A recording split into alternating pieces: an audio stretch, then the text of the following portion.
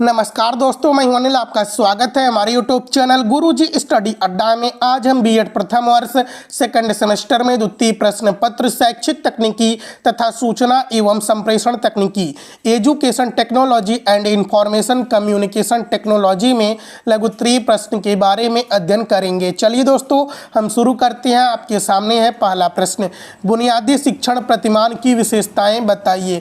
बुनियादी का मतलब होता है हस्तशिल्प और प्रतिमान का मतलब होता है मॉडल। उत्तर है शिक्षण के बुनियादी प्रतिमान के अंतर्गत अनुदेशनात्मक व्यवस्था के सभी आवश्यक अंगों का समावेश है। इसकी महत्वपूर्ण विशेषताओं को इस प्रकार अंकित किया जा सकता है। देखिए दोस्तों, बुनियादी शिक्षण प्रतिमान, वर्धा शिक्षण प्रतिमान, हथकरघा शिक्षण प्रतिमान, यह सभी गांधी विचारधारा की देन है। पहला पॉइंट है इसमें, यह प्रतिमान शिक्षण तथा अधिगम की लक्ष्य निर्देशित धारणा पर विशेष बल देता है। इस बात की पुष्टि इसके प्रथम घटक आयत अ के द्वारा हो जाती है। देखिए दोस्तों, जो बुनियादी शिक्षण प्रतिमान है यह लक्ष्य निर्देशित धारणा पर विशेष बल देता है। दूसरा पॉइंट है, यह प्रतिमान शिक्षण क्रिया का स्वरूप कुछ विशेष निर्णयों एवं उनके अनुकूल संपादित कार्यों तथा अभ्यासों के आधार पर घटित होता है, न कि शिक्षक एवं विद्यार्थियों के व्यक्तिगत अंतर संबंधों के द्वारा। इसी कारण प्रस्तुत प्रतिमान के अंतर्गत शिक्षक के व्यक्तित्व संबंधी गुणों को महत्व नहीं दिया जाता है। देखिए दोस्तों, जो बुनियादी शिक्षण प्रतिमान है यह कुछ विशेष निर्णयों एवं उनके अनुकूल घटित संपादित कार्य अभ्यास पर जोर देकर इसका घटना घटित होती है। तीसरा पॉइंट है, इस प्रतिमान के अनुसरण हेतु शिक्षक की निपुणता परम आवश्यक है, यानी कि बुनियादी शिक्षण प्रतिमान में शिक्षक निपुण हो। इसमें शिक्षक की प्रभाविता के लिए व्यक्तिगत करिश्मा की तुलना में निपुणता को अपेक्षाकृत अधिक महत्वपूर्ण माना जाता है, किंतु व्यक्तिगत करिश्मा तथा निपुणता के सम्यक सम्मिश्रण के प्रति इस मॉडल में कोई विरोध या दुराग्रह नहीं है। चौथा पॉइंट है, इस प्रतिमान का विशेष आकर्षण शैक्षिक नियोजन तथा पाठों की व्यवस्था पर है, इसलिए अनुदेशनात्मक प्रणालियों को परिष्कृत करने तथा उन्हें संबंधित करने के प्रति विशेष चेष्टा विद्यमान है। देखिए दोस्तों, यानी कि शैक्षिक नियोजन का मतलब क्या है? प्लानिंग करना, पाठ की व्यवस्था पर विशेष जोर दिया जाता है, विशेष आकर्षण है।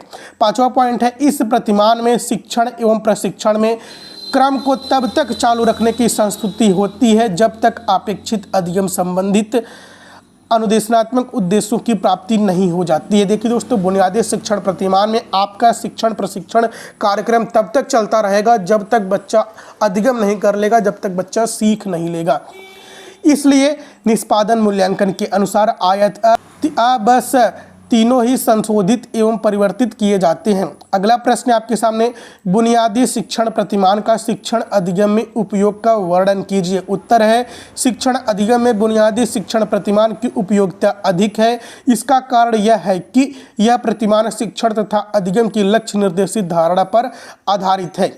डिसिको तथा काकोर्ट के अनुसार प्रतिमान में शिक्षण क्रिया का स्वरूप कुछ विशेष निर्णयों और उनके अनुकूल संपादित कार्यों तथा अभ्यास के आधार पर घटित होता है, न कि शिक्षक एवं विद्यार्थियों के व्यक्तिगत अंतर संबंधों के द्वारा। इसी कारण इस प्रतिमान में शिक्षक के व्यक्तित्व संबंधी गुणों को महत्व नहीं दिया गया है। इस प्रतिमान के अनुसरण हेतु शिक्षक की निपुणता परम आवश्यक है, यानी कि बुनियादी शिक्षण प्रतिमान में हस्तशिल्प शिक्षण प्रतिमान में जो शिक्षक हो अपने कार्य में दक्ष हो, अपने कार्य में वो विशेष योग्यता रखता हो। इसमें शिक्षण की प्रभावकारिता के लिए शिक्षण की व्यक्तिगत करिश्मा की तुलना में निपुणता को अपेक्षाकृत अधिक महत्वपूर्ण माना जाता है, यानी कि जब शिक्षक प्रशिक्षित होगा तभी तो बालकों को वह सिखाएगा, यानी कि जो शिक्षक हो बालक से अधिक बहुत ज़्यादा ज्ञान रखता हो, अपने ज्ञान का, अपने विषय का विशेषज्ञ हो। इस प्रतिमान का विशेष आकर्षण शैक्षिक नियोजन तथा पाठों की व्यवस्था पर है, यानी कि पाठ की व्यवस्था, शैक्षिक नियोजन, शैक्षिक प्लानिंग किया जा सके। इसलिए अनुदेशनात्मक प्रणालियों को परिष्कृत करने तथा उन्हें संबंधित करने के प्रति इसमें विशेष चेष्टा विद्यमान है। बुनियादी शिक्षण प्रतिमान में शिक्षण एवं पुनर्शिक्षण के क्रम को तब तक चालू रखने की संस्तुति होती है जब तक अपेक्षित अधिगम संबंधी अनुदेशनात्मक उद्देश्यों की प्राप्ति नहीं हो जाती। इसलिए निष्पादन मूल्यांकन के अनुसार अनुदेशनात्मक उद्देश्यों, प्रारंभिक व्यवहार, अनुदेशनात्मक प्रक्रिया तीनों ही संशोधित एवं परिमार्जित किए जाते हैं। यानी कि दोस्तों जब तक अपेक्षित परिवर्तन न हो जाए आप तब तक बालक को सिखाते रहेंगे, जब तक उसमें अधिगम व्यवहार न उत्पन्न हो जाए, यानी तब तक बालक वह सीख न सके तब तक आप उसे सिखाते रहेंगे। अगला प्रश्न है आपके सामने, शिक्षण प्रतिमान का अर्थ बताइए। उत्तर है शिक्षण प्रतिमान। प्रतिमान का मतलब होता है मॉडल। दोस्तों ऐसे प्रतिमान अथवा व्यवस्थाएं जो हमें सीखने के सिद्धांतों की ओर ले जा रहे हैं, इन्हें कुछ लोग अपूर्ण शिक्षण सिद्धांत भी कहते हैं। वास्तव में ये प्रतिमान शिक्षण सिद्धांतों के निर्माण के लिए प्राथमिक सामग्री तथा वैज्ञानिक आधार प्रस्तुत करते हैं। शिक्षण प्रतिमान इस प्रकार प्रतिमान शिक्षण के संबंध में सोचने विचारने की एक रीति है। यह किसी वस्तु के आंतरिक गुणों को परखने में आधार का काम करता है। किसी वस्तु को विभाजित तथा व्यवस्थित करने, तर्क संगत ढंग से प्रस्तुत करने की विधि को ही प्रतिमान कहा जाता है। यानी किसी भी विधि को, किसी भी शिक्षण प्रणाली को आप तर्क संगत ढंग से प्रस्तुत करने की विधि को हम शिक्षण प्रतिमान कहते हैं। शिक्षण के क्षेत्रों में विकसित विभिन्न प्रतिमान सामान्यतः संबंधों तथा अंतः संपर्कों के विषय में बतलाते हैं। यह निरीक्षण तथा प्राप्त अनुभवों का परिणाम है और इस प्रकार उसे ताने बाने के संबंध में बताते हैं जो कि हमें उसके कार्यान्वयन की जानकारी देता है। शिक्षण प्रतिमान शिक्षण सिद्धांत विकसित करने की ओर एक कदम है। ये शिक्षण सिद्धांतों को वैज्ञानिक आधार प्रदान करते हैं। ये स्वयं सिद्ध कल्पनाएं होती हैं जिनका प्रयोग शिक्षक अपने शिक्षण और अधिगम को प्रभावशाली बनाने के लिए करता है। देखिए दोस्तों, जो शिक्षण प्रतिमान होता है वह शिक्षक अपने शिक्षण प्रक्रिया को प्रभावशाली बनाने के लिए विभिन्न शिक्षण प्रतिमान, विभिन्न शिक्षण विधियों का वह उपयोग करता है। अगला प्रश्न आपके सामने, शिक्षण प्रतिमान की विशेषताएं बताइए। उत्तर है शिक्षण प्रतिमानों में सीखने तथा सिखाने की निम्नलिखित विशेषताएं पाई जाती हैं। पहला है प्रत्येक शिक्षण प्रतिमान के निश्चित आधार होते हैं। दूसरा पॉइंट है यह शिक्षक और छात्र दोनों को वांछित अनुभव कराते हैं। शिक्षण प्रतिमान। तीसरा पॉइंट है शिक्षण प्रतिमान सामान्यतः शिक्षक के व्यक्तिगत मतों, दर्शन, चिंतन तथा मूल्यों पर आधारित होते हैं। यानी कि शिक्षण प्रतिमान में शिक्षक की अपने व्यक्तिगत मत, दर्शन, चिंतन होती हैं। चौथा पॉइंट है शिक्षण प्रतिमान छात्रों की रुचि का विनियोग करती हैं। पांचवा पॉइंट है प्रत्येक प्रतिमान किसी न किसी प्रकार के दर्शन को प्रभावित होता है। छठवां पॉइंट है प्रत्येक प्रतिमान कुछ निश्चित शिक्षण सूत्रों का प्रयोग करता है, जैसे ज्ञात से अज्ञात की ओर, स्थूल से सूक्ष्म की ओर, सरल से कठिन की ओर आदि। शिक्षण प्रतिमान सामाजिक आवश्यकताओं की पूर्ति पर ध्यान देते हैं। देखिए दोस्तों, स्थूल से सूक्ष्म की ओर मतलब उदाहरण से सरल की तरफ। आठवां पॉइंट है ये दार्शनिक सिद्धांतों तथा मनोवैज्ञानिक नियमों पर आधारित होते हैं।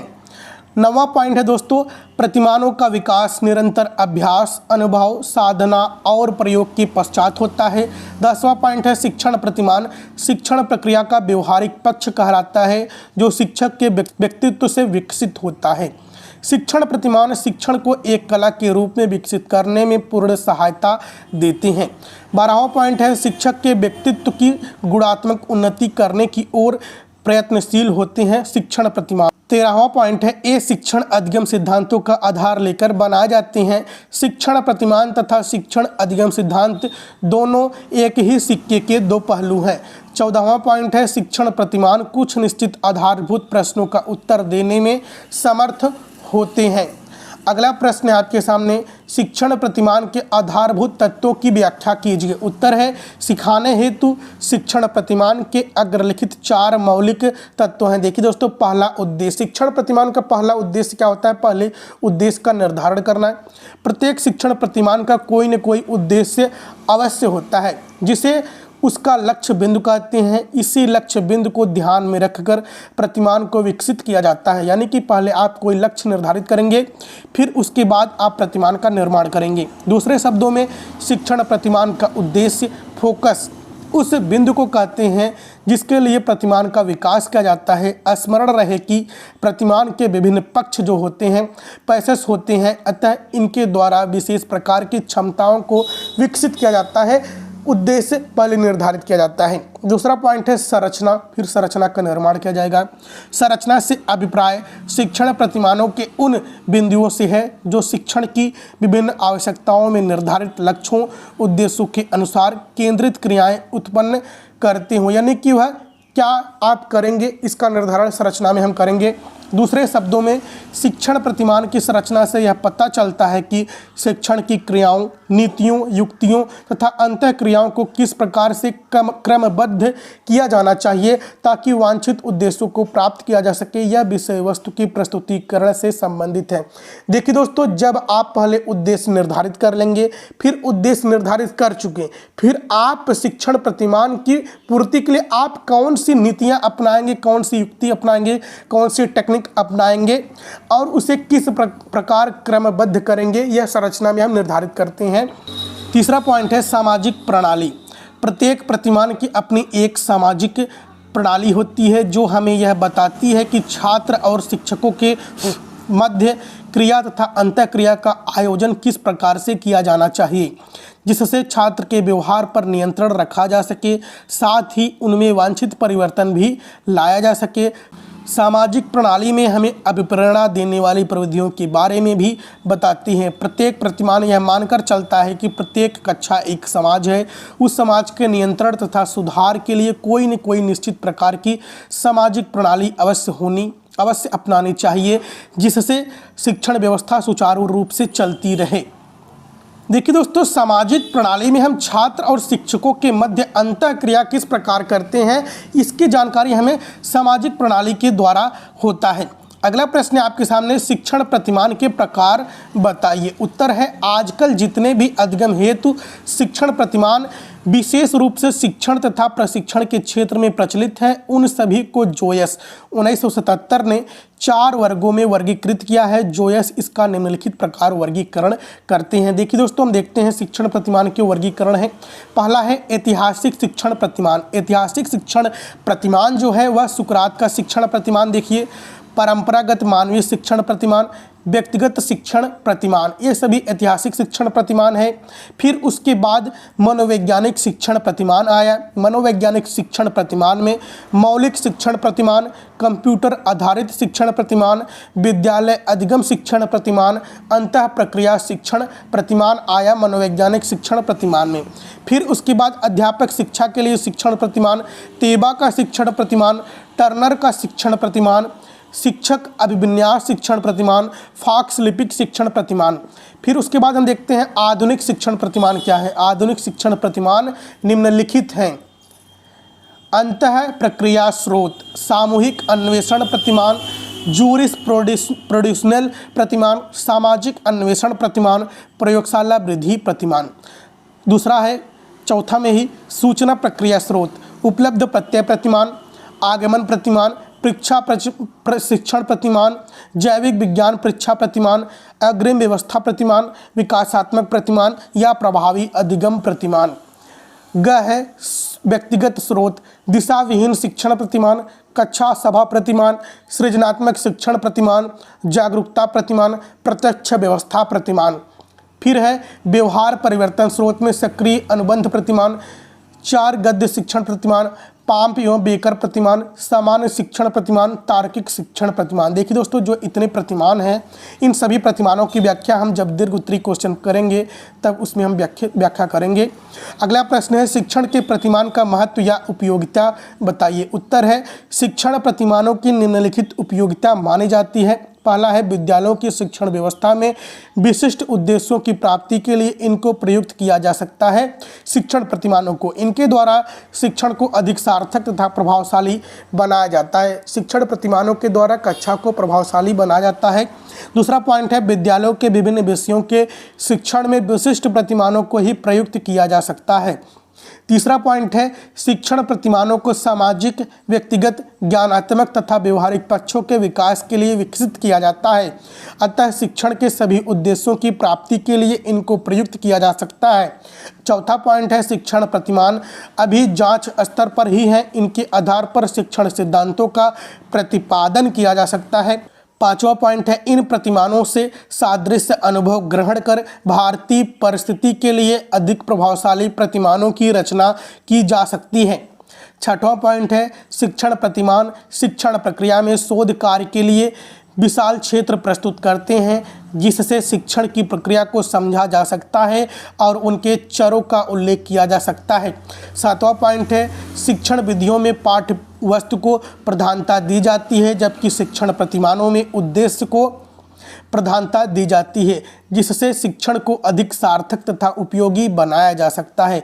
आठवां पॉइंट है शिक्षण तथा अधिगम क्रियाओं के संबंध में विभिन्न परिस्थितियों का भली प्रकार ध्यान दिया जा सकता है। नवा पॉइंट है भारतीय परिस्थिति में कक्षा शिक्षण की समस्याओं के समाधान के लिए शिक्षण प्रतिमानों को विकसित किया जा सकता है।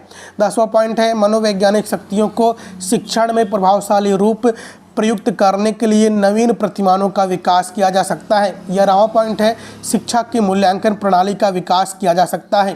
तो दोस्तों यदि आप हमारे चैनल पर नए हैं तो चैनल को सब्सक्राइब कर लीजिएगा, बेल आइकन प्रेस कर दीजिएगा, वीडियो को लाइक शेयर जरूर कीजिएगा दोस्तों, एक लाइक एक शेयर जरूर कीजिएगा। जय हिंद जय भारत।